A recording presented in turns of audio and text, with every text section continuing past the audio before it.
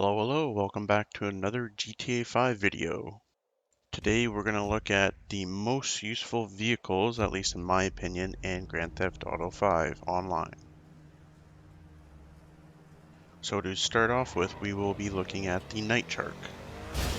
The NIGHTSHARK is very useful. As you can see, it has medium ramming power, which means it can push cars out of the way. It does get stuck occasionally if you push against too many cars.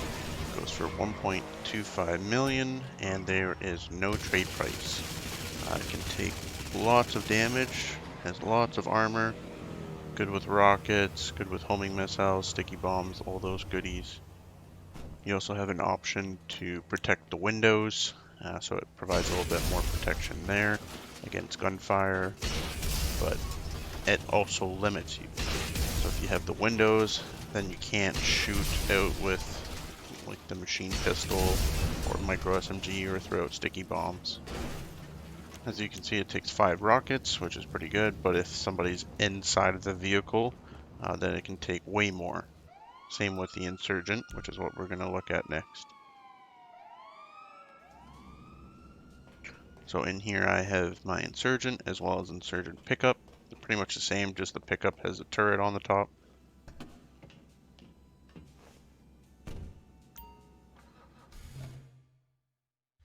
This Insurgent is cheaper than the NIGHTSHARK, also has pretty much the same protection. Has way higher ramming power. As you can see, it completely destroys cars in the way. Normal price is almost 900,000, but if you complete the Humane's heist, you can get this for 675,000. So you save a little bit there. As you can see, you can use all your normal weapons in vehicles at least. So sticky bomb, machine pistol, all those goodies.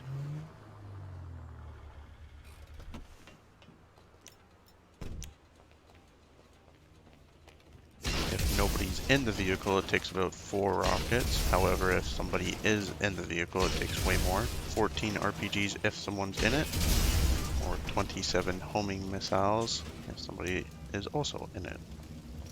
These two vehicles are the main beasts of GTA 5, just for transporting yourself or other friends or crew members around the world. Next up is the KURUMA, specifically the armored version. Ramming power isn't the greatest, however, it has completely bulletproof windows, so nobody can shoot through unless you have armor-piercing rounds, which is not something everybody has. Goes for about 700,000 unless you complete the Fleeka heist, which is the first heist, and then it's around 525,000. Trying to find a good impact.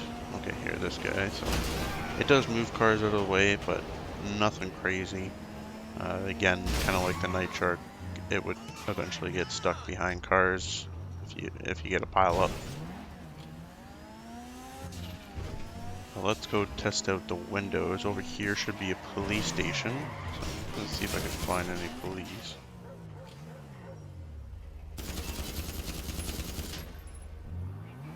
Maybe around back here. Sometimes they're hiding. Yep, there you go, right there.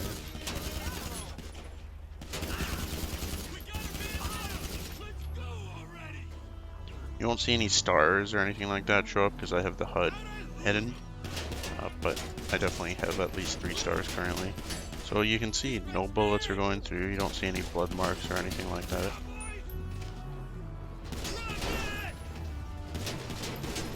So all the NPC or the computers will always have rounds that can't shoot through this, so don't have to worry about that. It's just GTA players that might have the special rounds.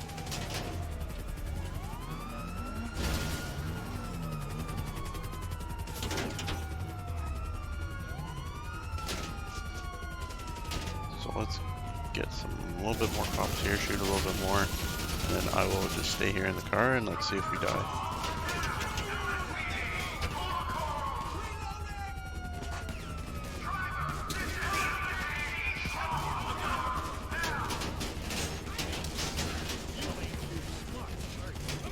no blood, nothing like that. It would show up on the screen in the bottom left corner.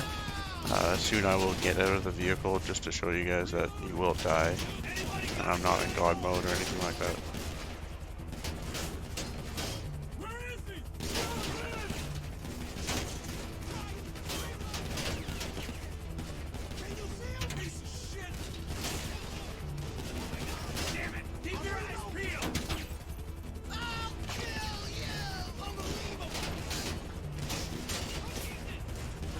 Okay, I think that's pretty good. Let's take a look, see all the blood coming out.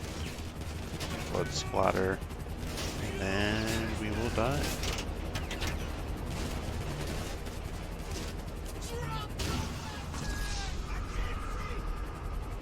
So as you can see, the windows are bulletproof unless you have those armor-piercing rounds. So up next we have the buzzard, which you can go through the interaction menu and select it, and then it will spawn on the road, just like the sparrow, which is what we're going to look at next after this one. So the buzzard has homing missiles as well as miniguns. Both are very powerful. However, with the homing missiles, you can only shoot 2 every few seconds, so that kind of gets annoying. Goes for about 1.8 million.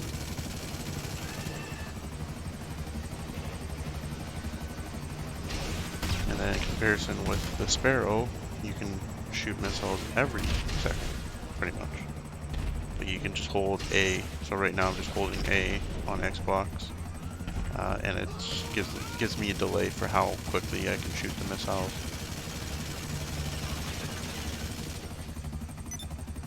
But the minigun is a constant fire.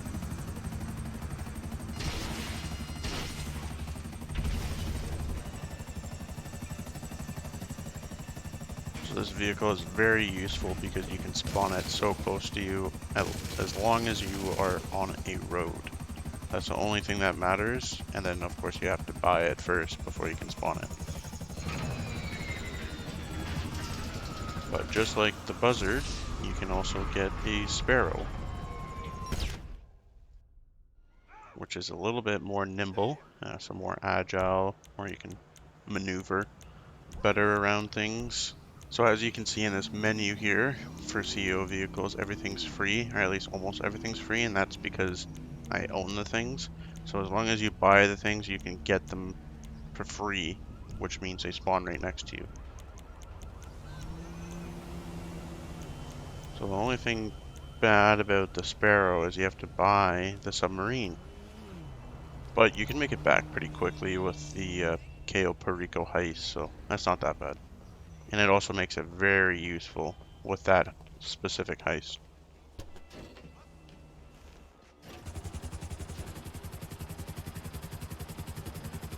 So unlike the Buzzard, this one does not have any miniguns, just missiles.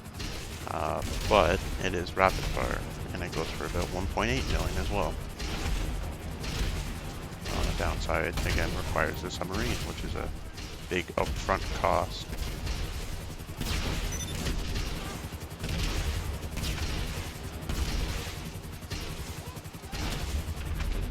You can usually dodge missile lock-ons when you're playing against other players with this one a lot more frequently than the Buzzard, at least I've found.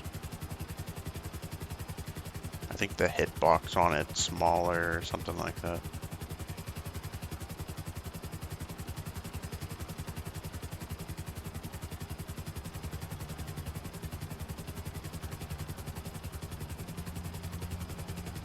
But the next vehicle is a land vehicle called the Champion, which came out in the contract update.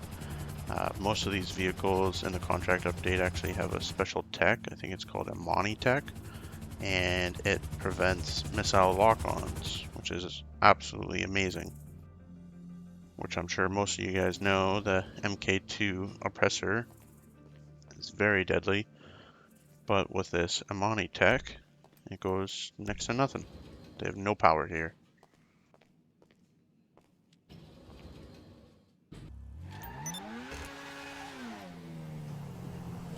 So this vehicle has the armor plating on it, which I definitely recommend.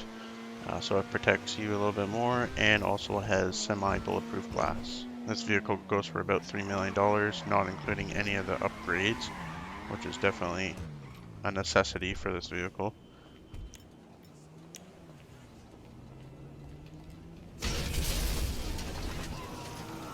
Goes up in 2 RPGs, so it's not the greatest, but sticky bombs, as well as homing rockets, don't do too much damage to it. I think it's about 5 or 6.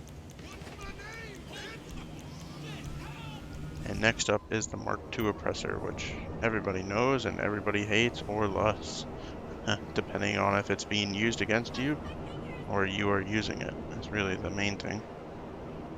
Comes with about 20 rockets that do go away, so you'd have to go back to your terabyte.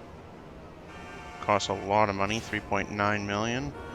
And you also need the terabyte, which is about another million or 2, depending on your upgrades.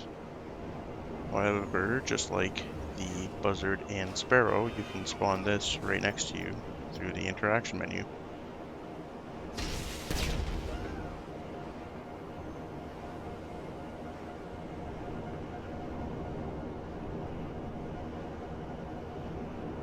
This vehicle is very useful because you can go absolutely anywhere and makes things so much easier.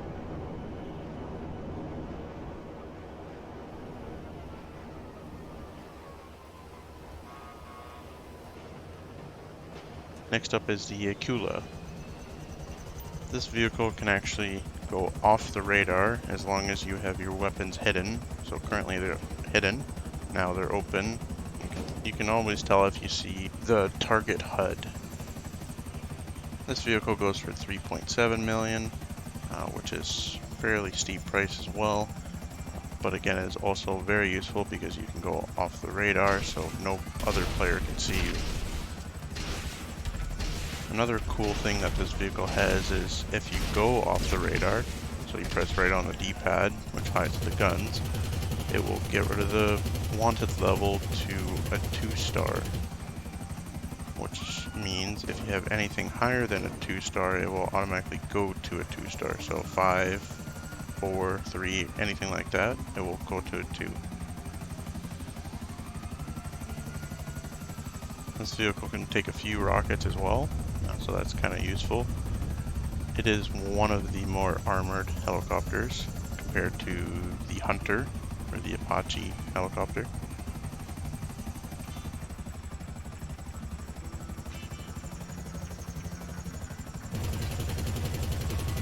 But yeah, those are all my most useful vehicles that I use on a constant basis in GTA 5 Online. Hope you guys enjoyed the show, and look forward to seeing you next time.